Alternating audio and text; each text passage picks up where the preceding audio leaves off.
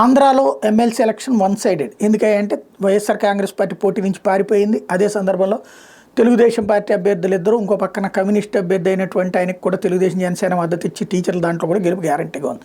అదే సందర్భంలో తెలంగాణలో వచ్చేటికి బీఆర్ఎస్ పక్కకి తప్పుకుంది కాబట్టి ఆటోమేటిక్ కాంగ్రెస్ గెలిచారు. కానీ పోటీ ఇచ్చేందుకు భారతీయ జనతా పార్టీ ఉంది. మొన్నటిసారి 8 అసెంబ్లీ స్థానాలు, 8 పార్లమెంటు స్థానాలు గెలుచుకోవడంతో పాటుగా ఆల్టర్నేటివ్ స్థాయిలో ప్లాన్ చేసుకుంటున్నటువంటి పరిస్థితి. అందులో బలమైనటువంటి క్యాండిడేట్లే పెట్టింది. కాంగ్రెస్ పార్టీకి ధీటైనటువంటి క్యాండిడేట్ పెట్టింది. కాంగ్రెస్కి ఇప్పుడు పక్కనేమో మద్దతు ఇస్తున్నటువంటిది ఎంఐఎం. అది ఆ విధంగా మైనారిటీ ఓట్లు అటు వస్తాయి. అదే సందర్భంలో భారతీయ జనతా పార్టీకి పోటీలో ఉంది కాబట్టి బీఆర్ఎస్ వాళ్ళు ఎవరైతే ఓటేద్దాం అనుకున్నటువంటి వాళ్ళు తమ అభ్యర్థి లేనప్పుడు వాళ్ళైతే కాంగ్రెస్కి చచ్చినా వేయరు. చచ్చిన ఎంఐఎంకి, అదే ఎంఐఎం ఎట్టాకు పోటీ లేదనుకో, కాంగ్రెస్కి చచ్చినా వేయరు బీఆర్ఎస్ వాళ్ళు.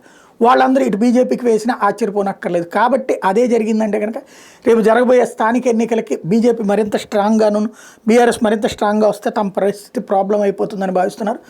అందుకే ఇక్కడ సర్వం కష్టపడి ఎలాగైనా గెలిపించాలన్నటువంటి రేవంత్ దిశానిర్దేశం చేస్తున్నాడు. ఎందుకంటే ఆయనకు అధిష్టానం దగ్గర కూడా ఇదో పెద్ద పరీక్ష.